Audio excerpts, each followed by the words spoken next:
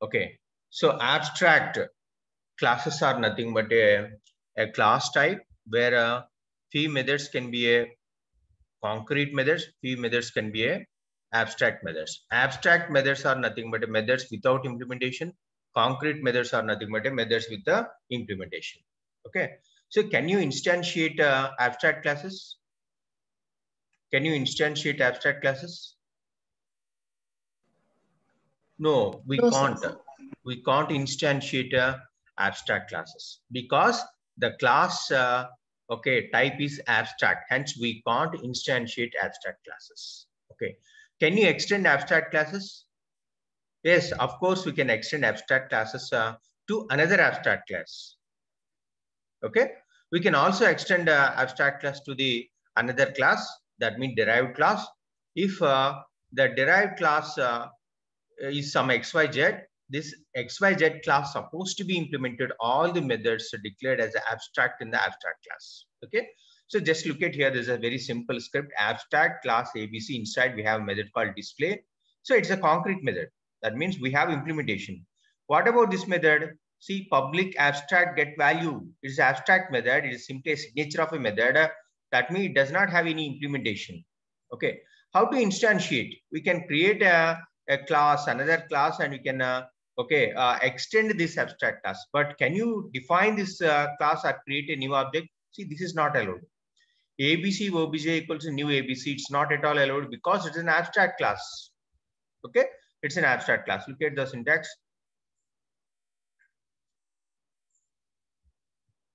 Yeah, abstract. This is an abstract class, and this is a main class. In the main class, we are extending abstract class. Hence, this is our responsibility. This is a derived class responsibility to implement another method. Otherwise, it throws an error. So I have explained what's the need of abstract class. Abstract class are useful when, at the time of implementation of the application, we are not sure the functionality of a particular class. Then we simply create abstract class, and later on we implement in a derived classes. Okay. Coming to interfaces. What is an interface? What is an interface? Interfaces are 100% abstract in nature, but not class type. By default, all variables are public, static, and final. Yes, of course, interface also can have variables, but by default, all variables are public, static, and final. We can't instantiate interfaces like classes. We can extend interfaces with another interface only. We cannot extend with the ordinary classes. We only implement interface with the classes. Okay. Another advantage with the interfaces are we can implement multiple interfaces at a time. See, class A extends B and C, not possible with Java. Okay, because Java does not support multiple inheritance. But if you want to implement a multiple interfaces at a derived class or at a class level, you can definitely do that. See, class A implements B comma C, directly supporting multiple inheritance in Java through interfaces. Okay, so you have to remember few key points. We cannot extend the interfaces. By default, all functions are public and abstract, cannot have concrete methods inside interfaces, and especially interfaces are not class type. Hence, we can't create an object, and we can implement multiple interfaces. So indirectly, it is supporting a multiple inheritance in Java. Extend with another interface only. We can extend interfaces with another interface only, not with the classes. So these are the rules you have to remember. Coming to another advantage with abstracts, actually, we can remove the naming conflicts using interfaces. What are those naming conflicts? Look at here. We have created two interfaces here, AA and BB, and we have created two variables, integer x equal to 10, integer x equal to 100. How compiler distinguished it actually? If it is a dynamic polymorphism, then automatically in runtime, it will automatically distinguish these variables based on the class signature. But here, these are not classes actually. Even it's not a method also. How it will differentiate? It will differentiate by using the qualified name of the interface. Here you can see, if you create a system.out.println of x, compiler gets confused and which value we are referring. See, what's the error we are getting? The field x is ambiguous. Even though we are implementing both the interfaces, compiler could not understand which variable we are referring here. Hence, we can use a qualified name by using an interface name. We can refer the variable name. So we can reference to X is ambiguous. Both variables are X. So we are using interface name to resolve the variables. Is it clear?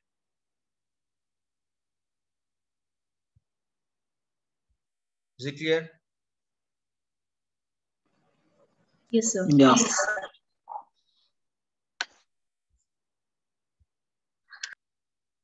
Yeah. Now we'll see what are the differences between abstract class and interfaces. Okay, we have discussed already abstract class in Java and interface in Java.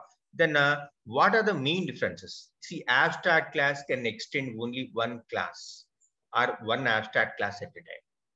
Okay, abstract class can extend only one class or at a time, but interfaces can extend any number of interfaces at a time. Okay, interfaces can extend any number of interfaces at a time. See, I'm just going to create one more interface. I'll create here itself interface. Okay. Okay.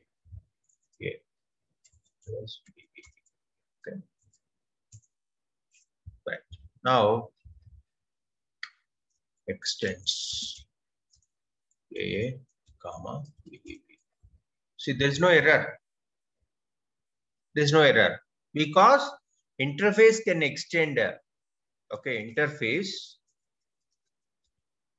can extend any number of interfaces at a time. Okay, coming to the another difference, abstract class can extend another concrete class, abstract class. Okay, abstract class can extend another concrete class or a abstract class, but the interface can only extend another interface only. Okay, that we know already. And abstract class can have both abstract and concrete methods, of course. Okay, if you create an abstract class where we can have both the concrete as well as abstract classes. Look at here, we have 3 classes, and even we have a constructor also for Homo sapien class. This abstract class, this is a member variable, this is a member functions. Homo sapien is a constructor, and then walking, communication, these are 2 methods which we have discussed. Okay, abstract class can have both abstract and a concrete method, but that is not the case with interfaces. Interfaces can only have abstract methods. Okay, that is another difference. Abstract class can have only abstract methods. Yeah. Okay. If you create a public void display. Okay. See, got an error. What's the error? Abstract do not specify a body. Abstract methods do not specify a body. Hence, what we have to do? We have to simply specify the signature. That's it. Okay, that's it. Okay. So abstract class can have both abstract and concrete methods, but the interface cannot have concrete methods. It can have only abstract methods. And another very important difference is abstract class keyword. Abstract is mandatory to declare a method as an abstract. Okay, abstract class keyword, abstract is mandatory. Okay, to declare a method as an abstract. But in interface, abstract keyword is not mandatory. It is an optional, because by default, all methods are abstract by default. In interface, keyword abstract is optional. To declare a method as an optional, that is another very important difference. Okay, either you can have abstract or you can simply ignore it. Okay, and the abstract class can have protected and public abstract methods. Okay, but interfaces can have only public abstract methods only. Public abstract methods only. I will explain protected keyword later. Protected keyword is used to refer the variables or classes across a package, and we can use the member variables of the parent class inside a derived class by using a protected keyword. Okay, So coming to the another very important difference is abstract class can have a static final or static final variable with an access specifier. Okay, you can use a static final or with an access specifier like public, private. Okay, final. That means that ideally we use a constant values in a abstract classes, but interfaces can only have a public static final variable. Okay, so abstract class can support private also. Private also we can have private integer height equal to 5. That means by default it is a private. Okay, so you can also have static. Okay, static int height equal to 5. It does not throw any error also. Even if you put public, you can use public static int height equal to 5. That means you can refer this variable in another class as well. Okay, so abstract class allows to use access specifier. But coming to interfaces, int x equal to 5, just give public. Oh, it is also allowing static. Yes, of course it is allowing control S. Okay, interface can only have a public static final variable. So try to change public to private. See, got an error. So by default interfaces, okay, by default interface allow only public static and final variables only. Okay, clear?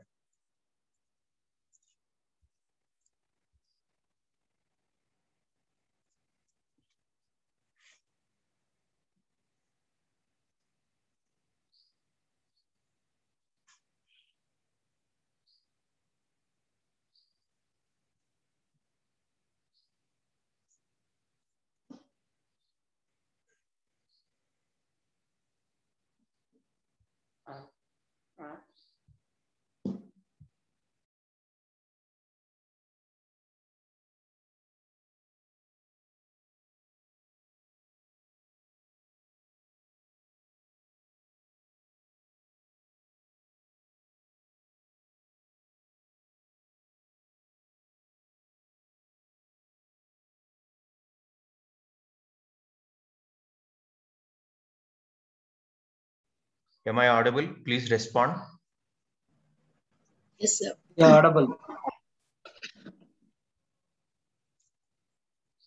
Okay. Okay, I have power outage in my area. So I just connected on mobile data. Okay, let's see. Yeah, see here the rule is actually interfaces allows only public static final keywords before the member variables. It does not allow private. Okay, that's another difference you have to look at. Okay, so these are the differences we can see. Just let me know if you have any doubts with respect to abstract and interfaces.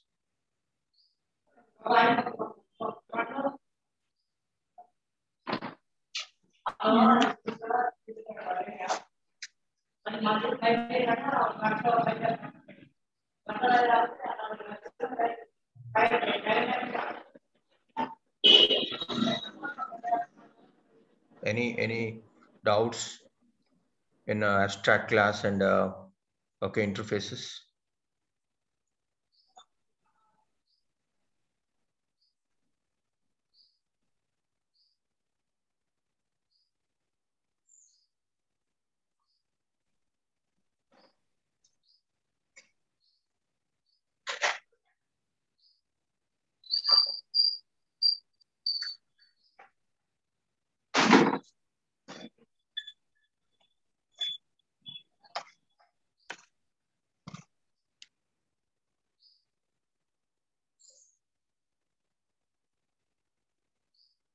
Yeah.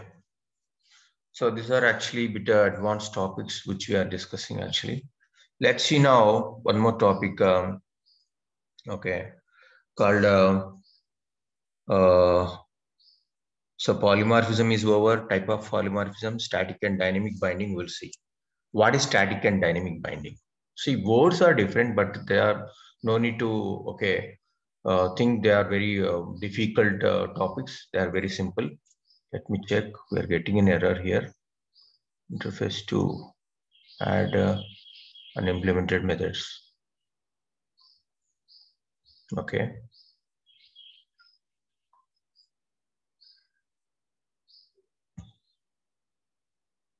Okay. Okay. So the method which we have is not implemented in an abstract, and so I've just added the method. That's it. Okay. Coming to the static and dynamic binding in Java. What is static and dynamic binding? Static and dynamic binding is nothing but a static polymorphism and dynamic polymorphism only. Okay. So there is a association of method called to a method body is known as binding. Okay. Association of a method called to a method body is known as a binding. There are two types. One is a static binding, another one is a dynamic binding. Static binding, as usual, it happens at a compile time. Dynamic binding, that happens at a runtime. Okay. So how to implement static binding? Static binding, also called as early binding. Why I'm explaining these terminologies in interview time, they may ask what is early binding. Don't get confused. Static binding is nothing but early binding. Early binding also called as a compile time polymorphism or compile time binding. Okay. See, let's see example for static binding. Static binding example is almost like a method overloading only. Okay. Just create a one more class, just rightly new.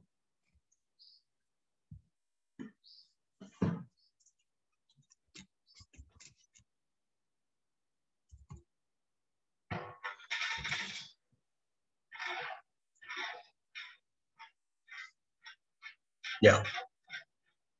We have a class. Okay, we have class.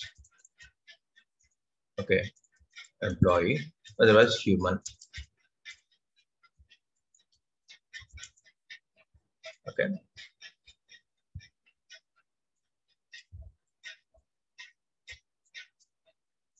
Yeah, human. Inside class, we have very simple method called public static void. Okay. Wow. Okay. System dot out dot println out. Okay. Modern.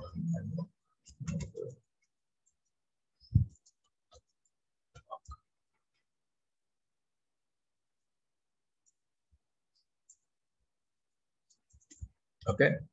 Then we have a class here. We are just extending extend.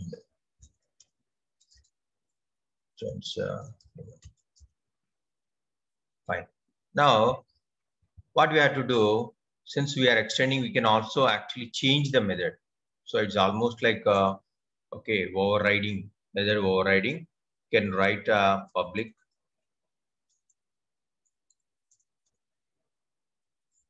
So I'm just creating this method.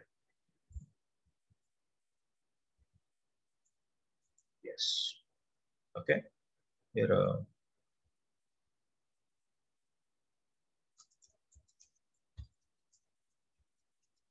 Class. Okay.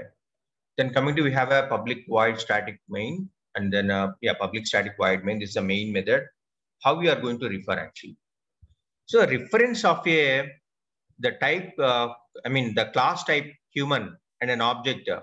Okay, both are same here. Okay, so we are just creating a human object, human equals to new. Okay, human. Okay, and then obj human dot walk. Okay, this is the one thing. Okay, one thing. So before that, actually, I just want to tweak a code a little bit here. Human obj equals to new static.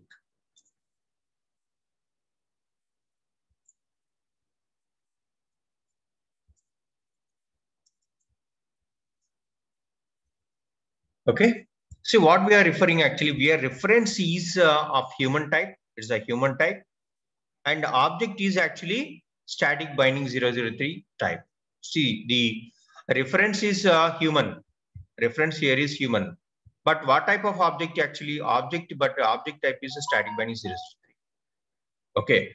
So this is nothing but static binding. Static binding. And again, what we are doing actually, again, we have created one more object for human.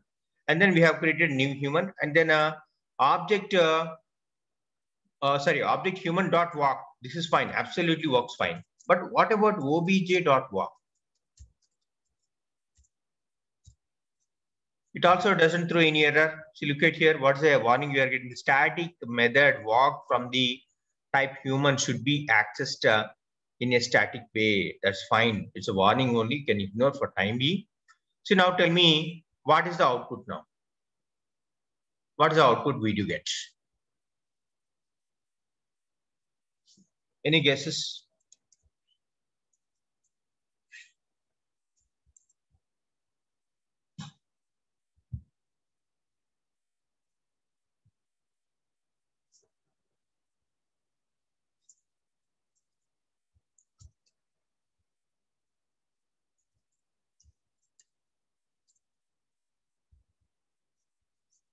Yeah, tell me now.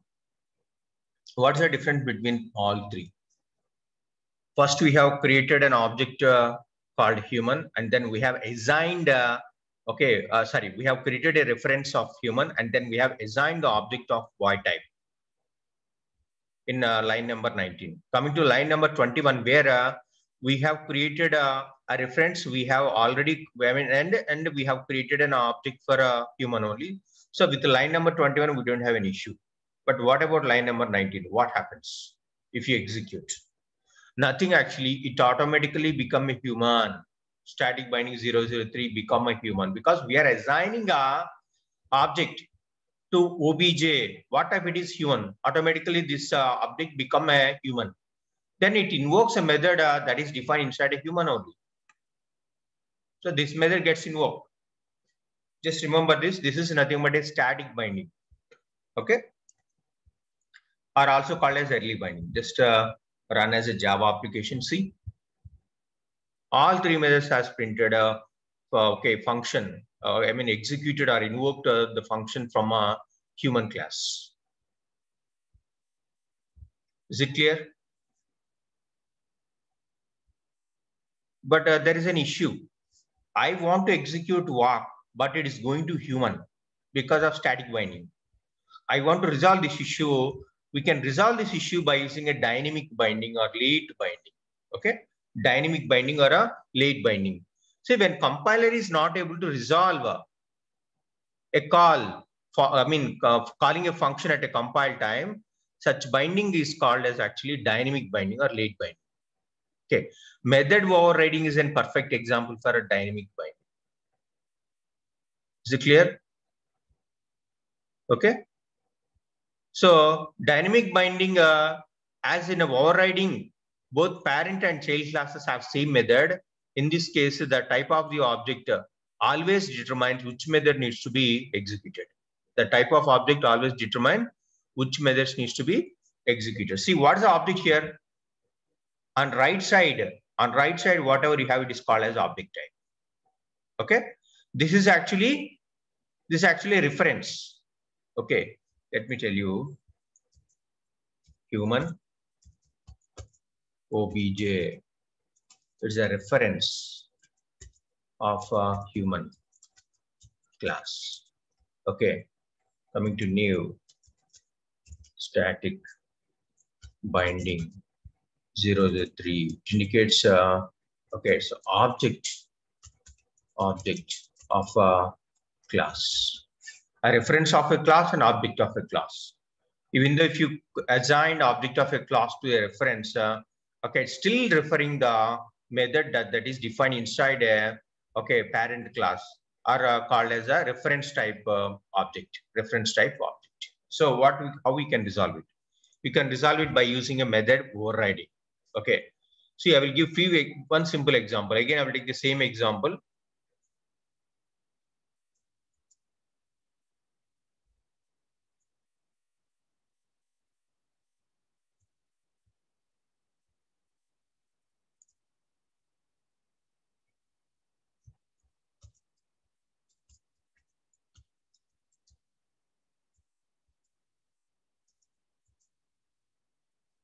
Yeah.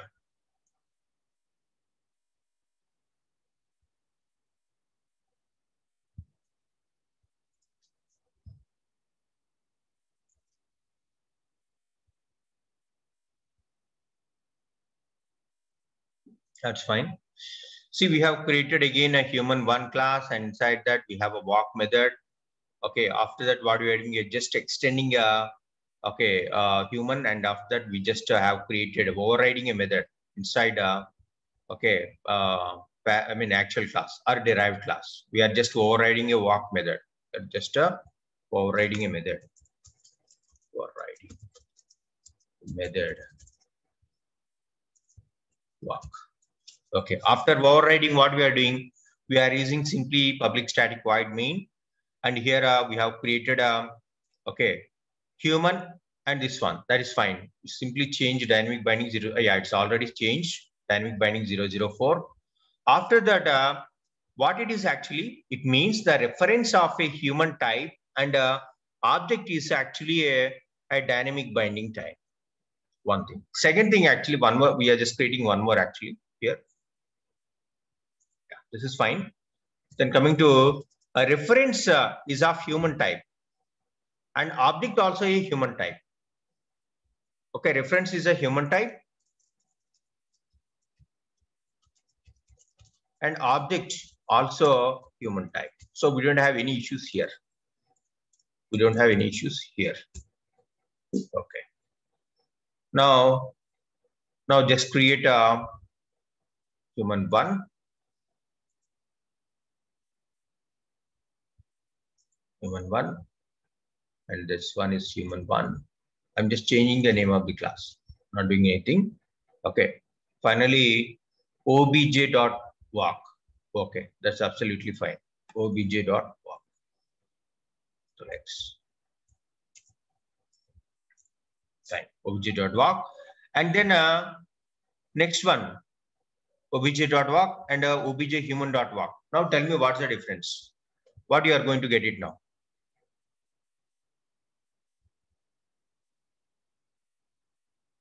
Just right click, run as Java application. Still we are getting the same same input, same output. So but here what you have to do, we have to override a method. So we have to override a method, and so what we have to do inside here, change static to void. Now tell me the result. Now tell me the result. Public void walk. So what is the error? You are getting multiple makers at this line. The instance method cannot override the static method from human one.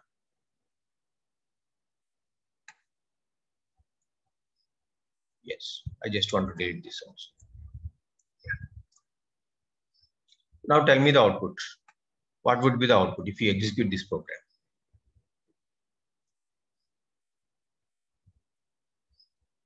So obj.walk and then obj human.walk. Okay. So what is the output? For obj.walk, what is the output? And obj human.walk, what is the output? See, now it will differentiate the method in a runtime. Just try to execute this. See, modern man walk in main class. So it is calling a function which is already overridden in a parent class called dynamic binding 004. Okay. Obj.walk. What is the obj.walk? Actually, we have assigned a dynamic binding 004 to human. Reference type called human one. That's why it is referring the method defined inside main class. It is referring from a main class. Otherwise, it would have gone to the again to the parent class. It will refer the main function called function inside defined inside a human one. But it is not referring the function defined inside a human one now. It is referring the function that is defined inside a dynamic binding 004. How that is possible? That is possible because of compile time or overriding, method overriding or compile time binding or a runtime binding. So the current binding is called as actually dynamic binding. Is also called as a runtime binding. Okay. What are the main differences between a static binding and dynamic binding? That we will see now. What are the observations you have? What are the differences between a static binding and a dynamic binding? Static binding happens at compile time. Static binding. Yeah.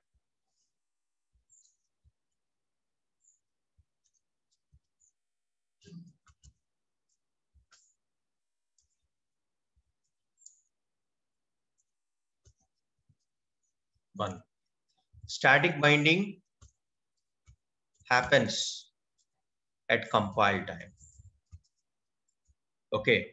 While the dynamic binding, okay, dynamic binding, it happens at a runtime. That's the main difference. That's why even though if you have created a object of a derived class, it is not referring because it is happening in runtime. Since it is happening in runtime, it is referring the overrided method. Override method means the method which we have changed in the parent class. Okay. Then coming to the next important difference is binding of private, static, and final methods always happen at a compile time. Okay. So binding of private, static, final, okay, happen at a compile time. Okay. So why this happens at a compile time? Because these methods cannot be overridden. Okay. These methods cannot be overridden.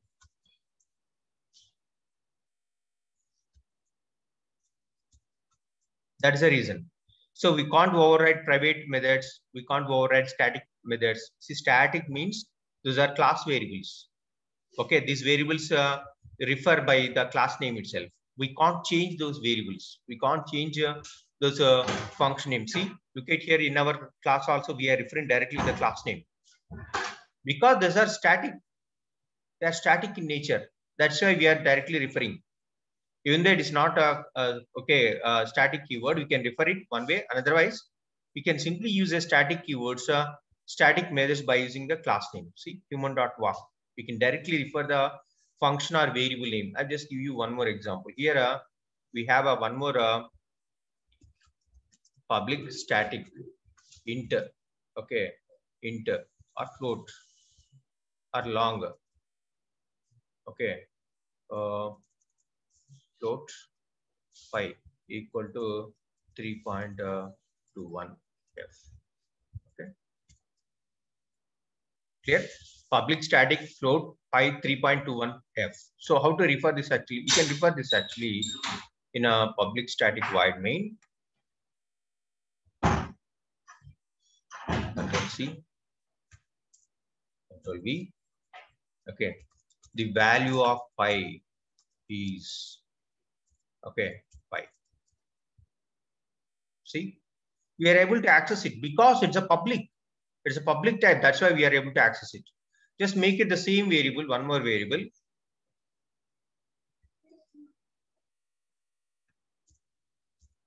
Private. If you don't give any keyword, automatically considers a private actually. Private. One thing. Okay. So we can't use it. We can't use it inside another class. Control C, Control V, phi underscore private. See, we got an error. We can't use it. So it throws an error. Okay. The first learning is private variables can't use in another class. Private error. Fine. Okay. Now coming to another very important concept is we can refer these variables directly here. Human dot phi. Okay.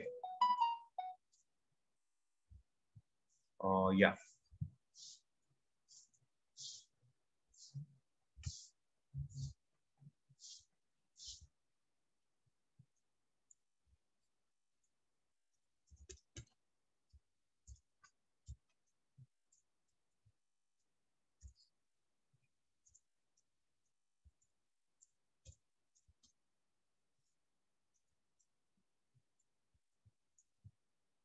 See, Either you can use class name, because why it is enabling to use a human as a class name before the variable. Actually, it is a static type. That's why we can refer a variable using a class name. That's another advantage with this. Okay.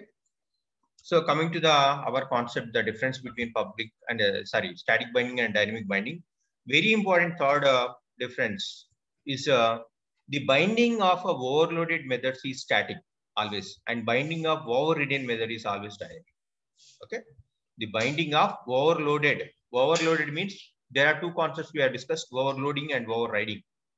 Overloading methods is static always, and the binding of overridden method is always dynamic.